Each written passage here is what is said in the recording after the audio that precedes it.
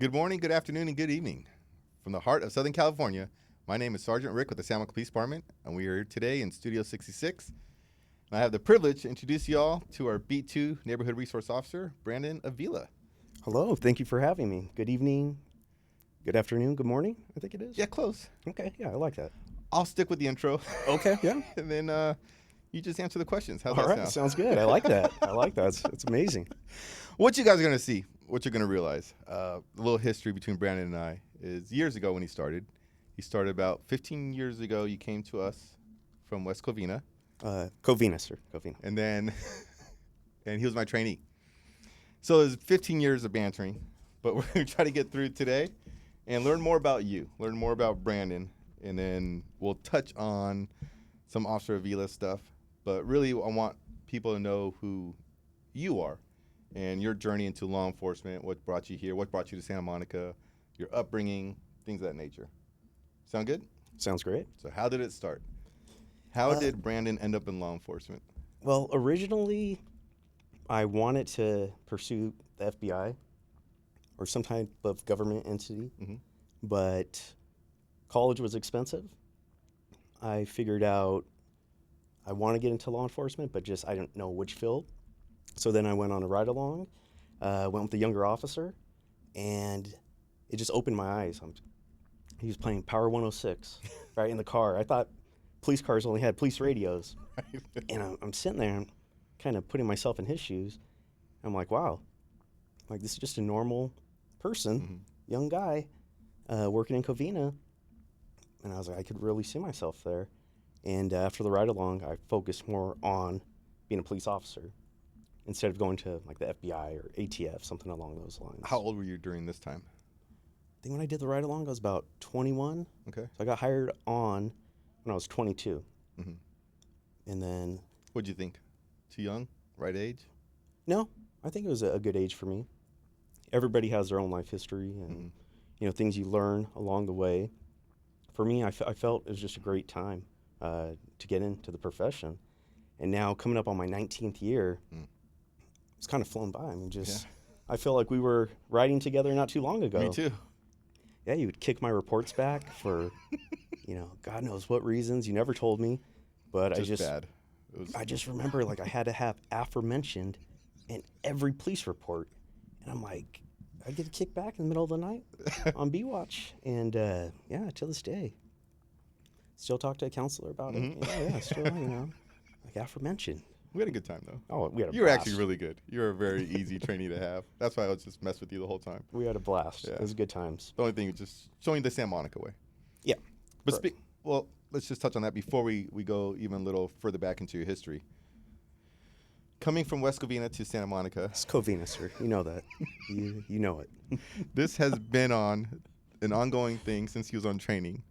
And every time he was just stuck on a report for hours, I would always mention West Covina. And he would always correct me in a very respectful manner. He was like, sir, no, it's just Covina. But I refused to. Yeah. So Yeah, I remember asking Get over it. I remember asking other officers, and we talked about this. I was like, hey, is my FTO, is he like special? Like, they're, oh yeah, Ricky's special. Yeah. You know, he is special. I'm like, well, I told him I came from Covina. He still keeps saying West Covina. I'm like, is he, you know?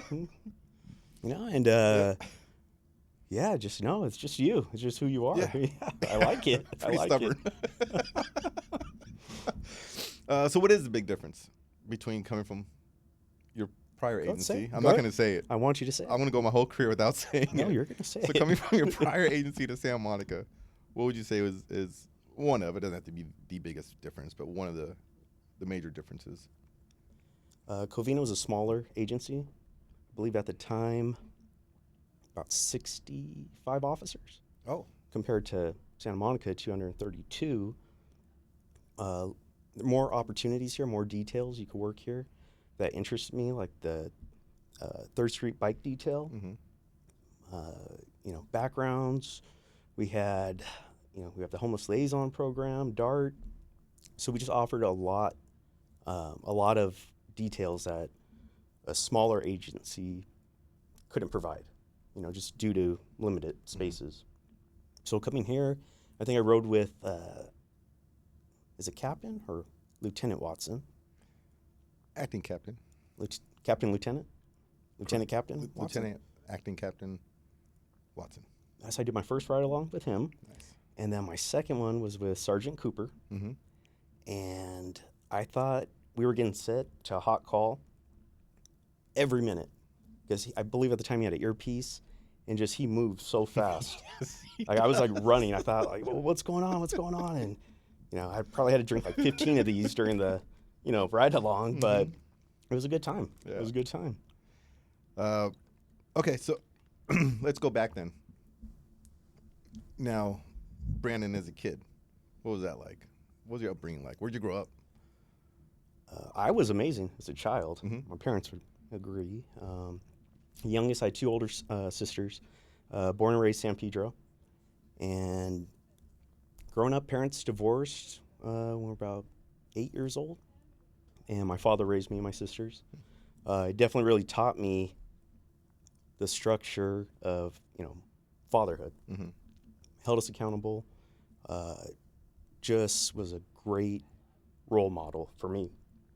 So now, being a parent, I had a great foundation to build off of because of him. So growing up, yeah, we were involved in sports, just extra boxing, karate. What sports did you play? Football. Really? Yeah. All these years, I learned something new about you. I've told you this story like 15 times. I don't listen to half the things you say. We sat down in training, I think, and I divulged my entire life definitely history. didn't to listen you. during Yeah, that no. time. Yeah, okay. All Yeah. right, duly noted. So you played football. Yeah, I play football. What position? Corner. Or defensive back, if you want to Mm-hmm. put it at that. What's your favorite team? Tampa Bay Buccaneers. Really? What is your favorite team? Minnesota Vikings. Why? Why Tampa Bay Buccaneers? You're not from Florida. I'm from Minnesota. Come on. I've been to Minnesota many times. I went to Tampa once, Okay. And you just liked it. virtually. Wait a minute. Tampa Bay Bucks fan, pre-Tom or post-Tom? Pre-Tom. Back with Warren Sapp, Derek Brooks, Oh. John Lynch, Ronnie Barber. How'd that happen? Growing up in San Pedro. Well, San Pedro's mascot is a pirate, Okay. similar to the Tampa Bay decal on their helmets. True. At the time, when I was in high school, our defense was strong. Our offense, could be better. But that was the same as Tampa Bay. They were very similar. And I just liked how aggressive their defense played. And I just followed them ever since. I respect that. Now, Minnesota. Growing up, I grew up in Santa Monica. And growing up, everybody, for some reason, was a Cowboys fan. It makes sense. Emmitt Smith, things of that nature. Troy Aikman, Michael Irvin. Yeah. And I didn't want to be like everyone else, which I'm sure you've probably realized over these years. I don't like to be like everyone else. And so I started watching different games on a Sunday, and I come across a game with Minnesota playing. And they were just the flashy team. They were going on like on 4th and 3, 4th and 4, touchdown celebrations. And I was like, I can get behind this team. I don't like purple. But so I just have like all my away jerseys because they're just all white. I'll just buy all that stuff. But aside from the color scheme, I just love the way they play. And we won that game. So I thought I was latching onto a winning team. I didn't know it was just going to be years and years of just heartache and depression and losing seasons. But I think this is our year. We're going to take it all the way and bring home the first trophy ever in Minnesota history. I did not know I was going for a team that never won a Super Bowl. And the last time they went was like in the 70s. I didn't do my research. You did not do your research. I was way too young. No. And they just had a really great game. Now they have Chat GBT, they have the internet. Mm-hmm. Could look up the history, how their seasons turned out for the last 40 years. Well, no, the last 4 Before- years has been pretty good. Okay. Not as good as Tampa. But again, we didn't have Tom Brady. But we have J.J. McCarthy this year. So this year we're going to do it. So, little Brandon growing up playing football down in San Pedro. What did you think you were going to do when you grew up? Something to do with law enforcement. Always interested. Also, even me. as a kid. Even as a kid, yeah. I had family members in law enforcement, just a public service, and I just could not see myself sitting in an office or working for a corporation where you did not know if that corporation or company would be around forever. And obviously, with law enforcement, you need police officers, right? I think it's fair to say. So just kind of having that customer service mentality, wanting to actually help the public, make a difference, as cheesy as it sounds, I just envisioned myself doing something that would actually be rewarding and have a full career. Mm-hmm. What got you into law enforcement? It is a funny story, but before we I tackle think, that. No. I think No? people want to know. Let's go. All right. Remind me to talk about the FBI Okay. afterwards, because I'll forget. So growing up, my dad was an officer here in Santa Monica for 29 years. And since I went to local schools, from McKinley, Roosevelt, Lincoln Middle School, then Little St. Mo's, Big St. Mo's, I physically and literally grew up in the police department. Obviously not this one. This one's newer in that sense, but the old police department.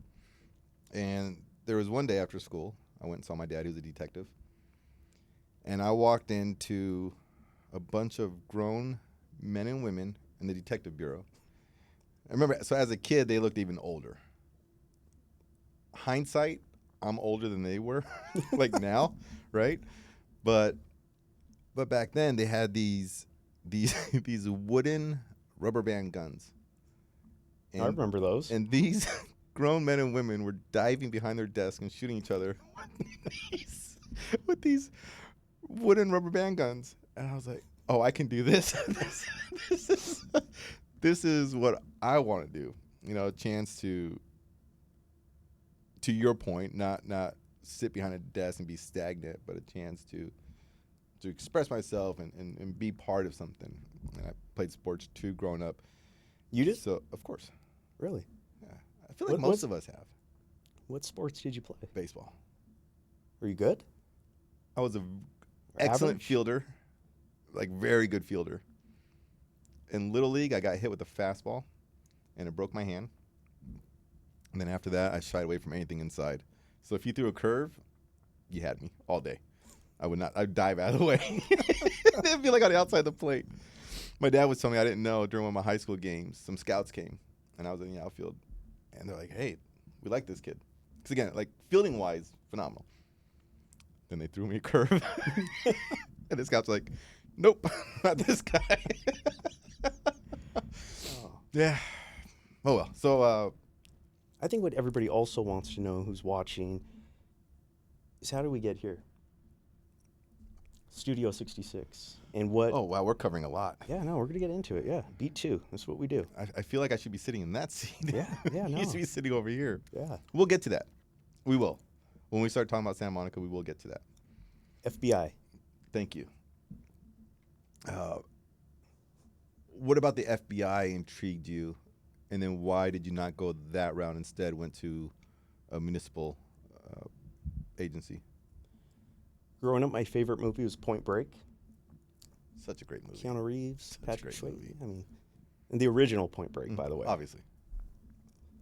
Seeing them chase bank robbers, just the action. I was like, wow, I could see myself doing that. And then going to school, once again with college, it was expensive. Mm-hmm. I was working 2 jobs as a waiter, and just to pay for books, and yeah, tuition. Well, hold on. I didn't know you were a waiter. Where? In Palos Verdes. Hey, I had my own clients that would come. My Oh. own customers. Clients? Weekly, because they Okay. loved the service I provided, I can see that. right? Taking care of people. So yeah, with school, it was expensive, and I was just like, enough. I don't want to be in debt.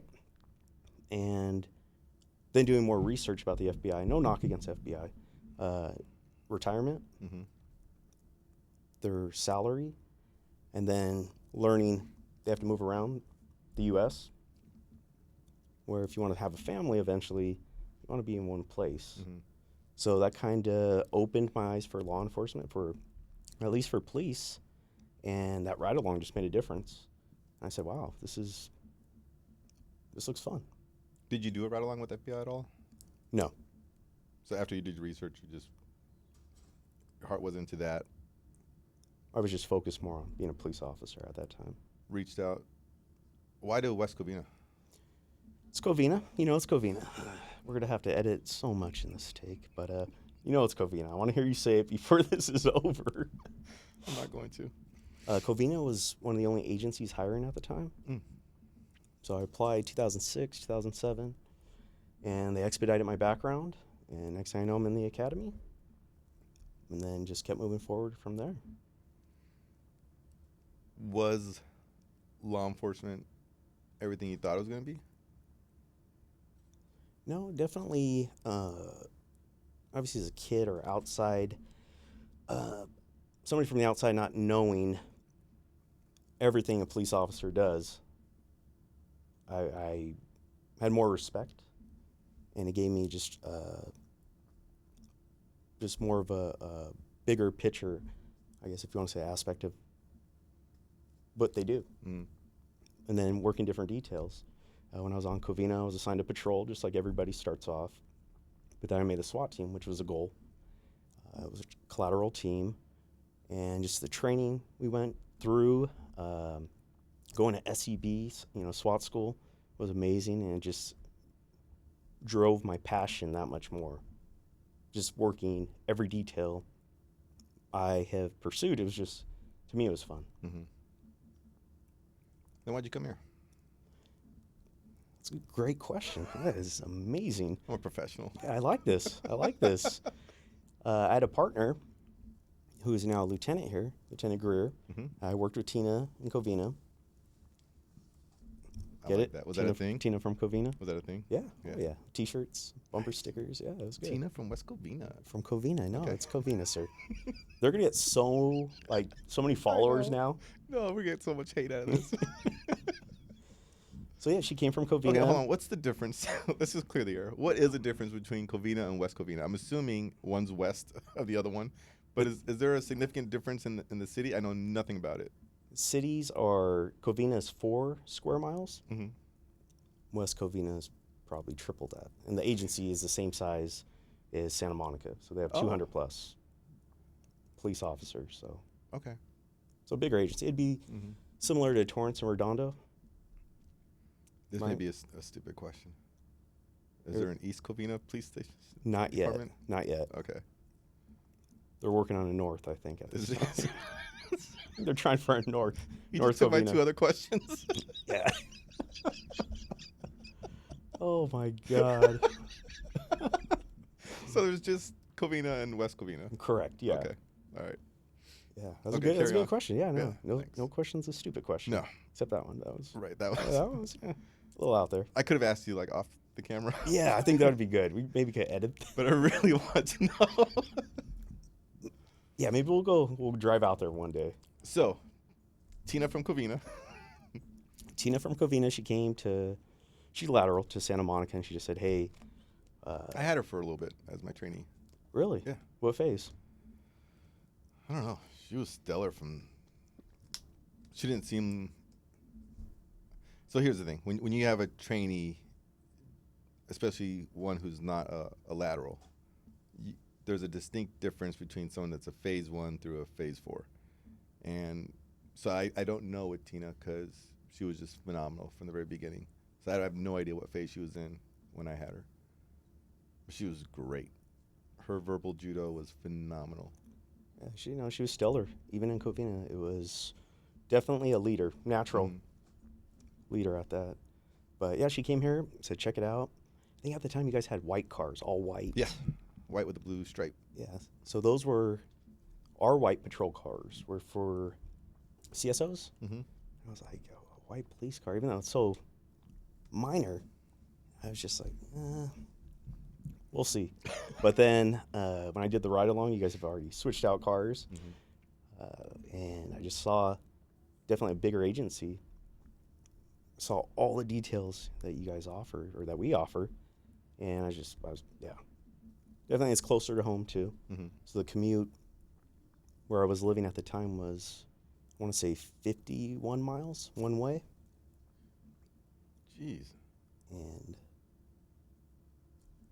just being in traffic for so long definitely took a toll. How long was that drive? It's 51 miles. No, I one know the way. distance, Yeah. time-wise. Oh, God, like an hour 45. Wow. Depending what shift you worked on. Driving home after graveyard, driving into the sun. It was rough. Yeah. But definitely, Covina gave me the foundation. I'm so thankful. All the FTOs I had, I want to say every FTO I had 15 plus years on. So a lot of knowledge was passed down. Mm-hmm. But yeah, it was a tight-knit family, but had to move on to bigger pastures, right? But I love it here. Good. We love you here too. I appreciate that.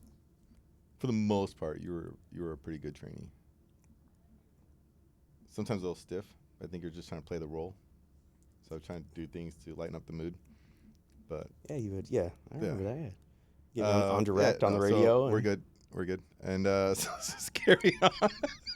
Is IA gonna watch this? Because I could tell him a few things. He's kidding. So you come to Santa Monica, and what have you done? What are some of your assignments? We'll touch on Officer Avila. As soon as I made probation, I became a field training officer. So I got to train a handful of laterals and entry level, which was fun. Mm-hmm. Definitely having a lateral, you're teaching them how we do it. And then tweak a few things, but like you said, with a trainee, you have to mold them and give them a good foundation to work off of. Mm-hmm. After being an FTO, I went down to the 3rd Street bike detail. Was a bicycle instructor as well for the department. That was fun. This is when 3rd Street's bike detail was 2nd to 4th, Wilshire to Colorado. It was before the train. So definitely a smaller unit. That was fun. Meeting just, the small business owners that were there at the time. Building those relationships, showed me a different side of law enforcement. Because, when you start off, you're going radio call to radio call, where working downtown, it was, hey, pop in, Art One, they're there, Tony, the watch shop, just having conversation, getting to know these people was fun. Then I wanted to do FTO again, so I came back to patrol, because at the time you couldn't work 3rd Street and be an FTO. Yeah. Went back to being an FTO on patrol. Made the SWAT team here, which was fun. Great training, great guys. Then I went to backgrounds.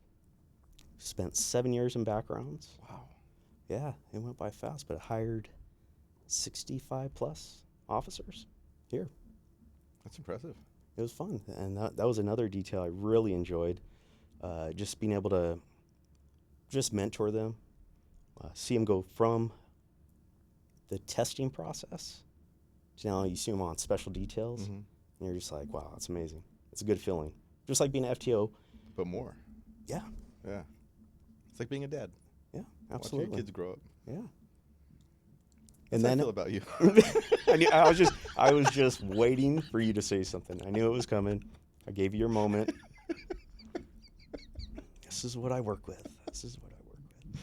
So, after 7 years of backgrounds, I went back to patrol for 6 months. And then I heard this position was opening. I was kind of hesitant. I think we talked about it, just because I want to get reacclimated, being off patrol for so long. But then getting this position, I truly enjoy it. Not just saying that because you're here. But keep going. We have a great team. Yes. I think you've built a strong team, and we're doing great things. I think so too. A lot of events. I didn't think there were that many events. I didn't read the fine print on the job description. But no, it's great. It's great. I'm loving it. And then before we talk about the future of the officer, let's go back to Brandon real quick. When you're not here, what do you like to do? That's a great question. Yeah. Being a father. That is, this profession has always been a dream and a goal I wanted to pursue. But I can honestly say if I could be a full-time dad, I'd do it in a heartbeat. Just got to have income, right? Right. But no, it's great. Really enjoying it. Do you have any hobbies now, aside from being a dad? Maybe before you were a dad. Before I was a dad, just the typical working out, hanging out with friends and family, boxing. That was good. Good workout. But mostly just hanging out with friends and family. Different activities or events would come up, and we'd spend time just building those relationships, and still hanging out with buddies I grew up with since high school that have nothing to do with law enforcement. Keeps you grounded from just being in a bubble of law enforcement. How is that? How is that relationship with friends that aren't in law enforcement? It's good. I would say like both ways too. Like, are there certain things that they don't understand? Do they ask you the typical questions that we get? Do you just not talk about work at all? No, they usually, if something's going on nationwide, they just want to kind of get my opinion. But they always want to hear stories too. Because when you tell them a story, you're just talking to maybe two buddies.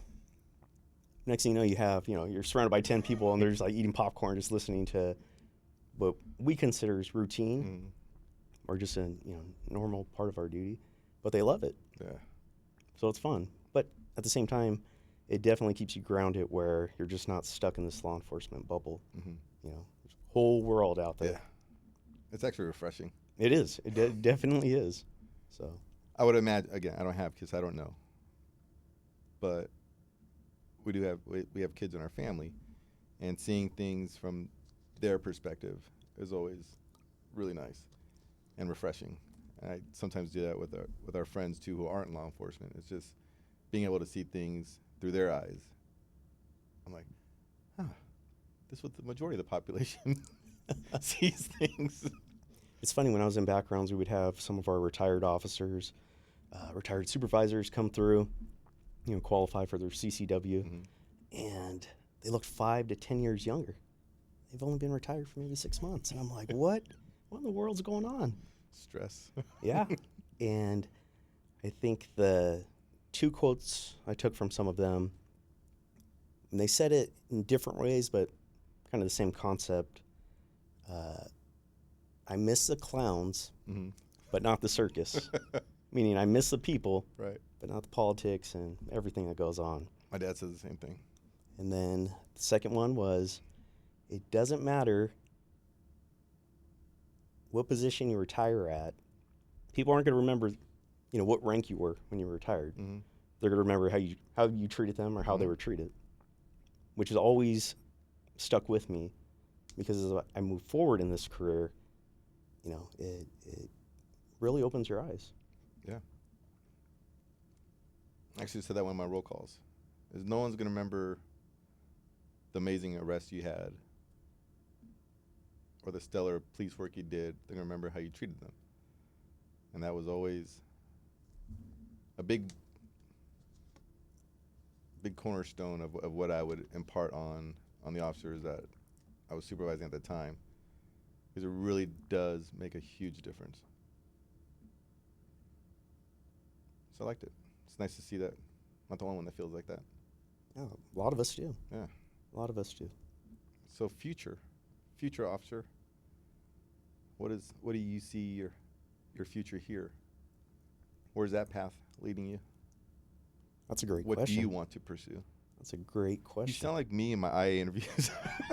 Oh, that's a great question. Thank you. Thank you. I didn't see that one coming. Yeah. Oh, no. I mean, I have 9 years left. So I would definitely love to promote to sergeant. Just being the fact that I would like to think I had a positive impact as a background investigator. then being able to take it out to patrol or a specialized detail to supervise these great people we've hired, and then also help build, you know, their foundation, everything they're working on, to help them be successful, for them to promote. So definitely, I think my goal for the future is to promote to sergeant. Do you want to stop at sergeant, or you want to keep going? I think sergeant. I hear sergeant's the spot to be. I mean, you would be able to tell me. Yeah, no, I love being a sergeant. What do you love about it? Imagine how you felt being an FTO, but now having numerous trainees at the same time. Not knowledge base, but being able to mentor, to impart whatever wisdom in the 24 years I've been doing this, or to give them the tools that they need to succeed, hopefully to surpass whatever I was able to accomplish in my career. Like that to me was one of the best things about being a sergeant. In patrol, like in roll calls, I think I'm the only sergeant that plays music during roll calls. And What kind of music, if you don't mind me asking? anything upbeat. I would not do anything slow. So when I was the morning watch sergeant, it was to make sure my officers were awake and ready for a full shift. And then when I was the day watch sergeant, it was to make sure my officers were awake and ready for a full shift. and just to make sure that they start in a good mood. So when they're out in the field, they just continue that. And being able to maybe be a filter with some of the in-house or some of the political things that the officers don't need to take with them, because you guys are doing the hard work out in the field, and making sure that officers are doing the right thing and not putting a tarnish on the badge, and which is super easy here, because I mean, you guys are phenomenal, and then watching you grow. So watching, like, my former trainees, or in your case, it'd be like the people that you were hiring during backgrounds, and watching the progression throughout the police department, and moving on. Hope again, just past whatever I was able to do in your career, and then in turn, the trickle down effect. You doing that to your officers, and then they do it to theirs, and just keeping that tradition and the ability to police with compassion. Like, when I was on training, like, I was told I was too nice. And one of my FTOs had me put a toothpick in my mouth. I was like, when you have this toothpick in your mouth, you're a different guy. You can't be a nice guy. Muy macho. Muy macho. And I was like, okay. That didn't last, because I was just still me, just with the toothpick in my mouth. Oh, This God. is ridiculous. So then I had another FTO, Ueno. He's still here, and he was everything I wanted to be. He was compassionate. He took time listening to people. He never rushed to judgment. He was fair, and I was like, this is where I see myself. I can't be the toothpick in my mouth kind of guy. Muy macho. Muy macho. Oh, I wish if I get a photo of that. No, this was before cameras. Oh, God. You had to have the whole point and shoot and all that stuff. Little wind up. Little wind up roll. We recently cleaned out our storage, and we saw a camera that had that with the old film. I was like, wow, that's impressive. Yeah. So yeah, and that's actually what I'm excited about when you do promote, is then to talk to you again and hear your side of it all, and if that is what you thought it was going to be, or as we're nearing towards the end, because I don't want to take up too much of your time, I want to do what we're calling the Studio 66 speed run, and I'm going to ask you a bunch of questions, and then you're going to answer as many as you can within 66 seconds. That's a mouthful right there. It is.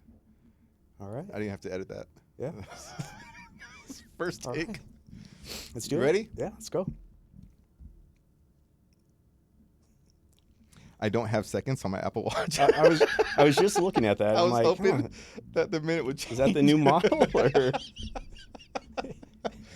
All right. Siri. Favorite song? Twist It by Keith Sweat. I like that song. Yes. Favorite movie? Gladiator. 1 or 2? 1. What'd you think about 2? We'll pause it. Yeah. I know, right? You can't remake classic movies. It's not the same. Well, hold on. Again, this is all paused. Top Gun. Did you watch the second one, Maverick? Yeah. Did you think that was equally as good as the first one? It was good because of the action in the movie. Can you think of a sequel that was better than the original? I don't know. No, nothing I'm comes sure to we'll mind. get comments of people that do have. Even like Jurassic Park, like I'm trying to think of all the Rocky. I think was Rocky 3. It was Rocky 4 with Drago. Yeah. That might be the only one. Right? Oh, we'll talk about that offline. Yeah. We can just go on and on. Favorite food? Middle Eastern food. Oh, what about it? Chicken shawarma. Yeah. The garlic paste. Yeah? Yeah. Do you eat that while you're working? Occasionally. Yeah. Not the garlic paste. No. Okay. Because I was going to say it probably stays with you for a while. Yeah. Lingers. Mm-hmm.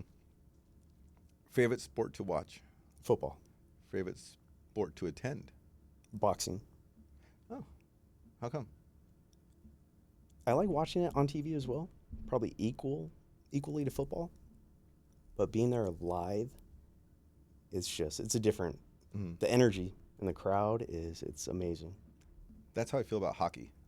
Hockey? I don't really watch it on TV a whole lot, but I've gone to a couple games, and that was just amazing. But same with football. I mean, same with baseball. I love going to baseball games. Watching them on TV, though, you fall asleep. I do the highlights now. I'm not going to lie. Just cut to the good spots. Yeah. Huh?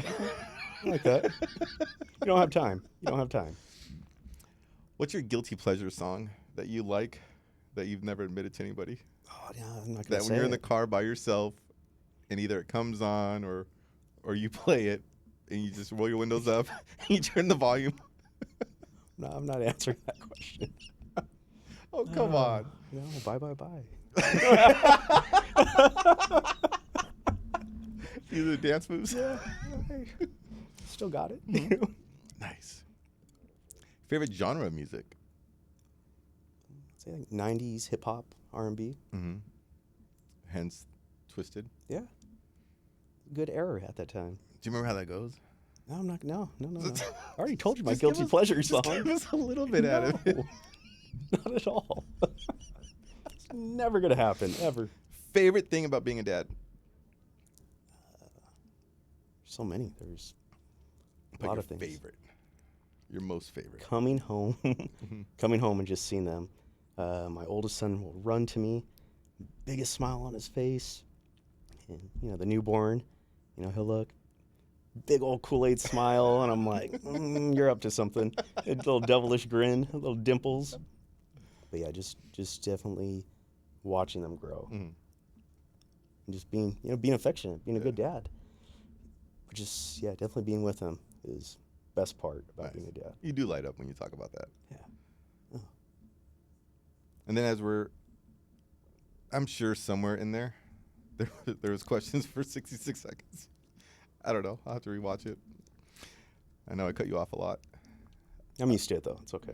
Out of curiosity, just because I know you have a background, investigator background. Yeah. I try to think of a different word. No, I just owned you. Just roll with it. It's all right. We'll edit called it. me out on it. If someone is watching this, if someone is thinking about perhaps joining law enforcement, if someone's having doubts about joining law enforcement, or if they have what it takes, are there certain characteristics? Are there certain things that you look for in an applicant? Is there something that stands out, maybe a quality that somebody has that you think to yourself, okay, this guy or girl has what it takes, at least at the core level of doing what we do. Yeah, I mean, I tell applicants, no applicant is going to have a perfect background, right? We've all made mistakes, but it's being honest about it, having integrity, holding yourself accountable.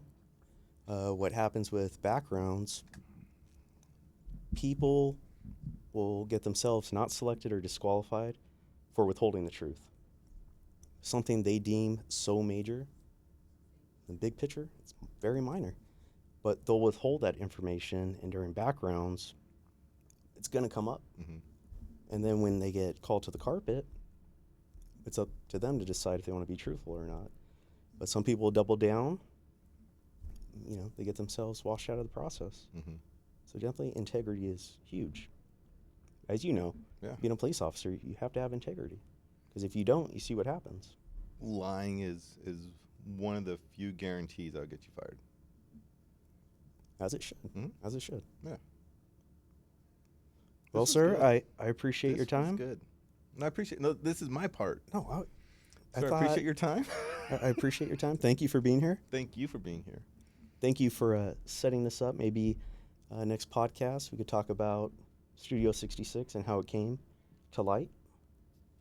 I can give you like 30 seconds. No, I think we're out of done? time. Yeah, I think we're out of time. Okay.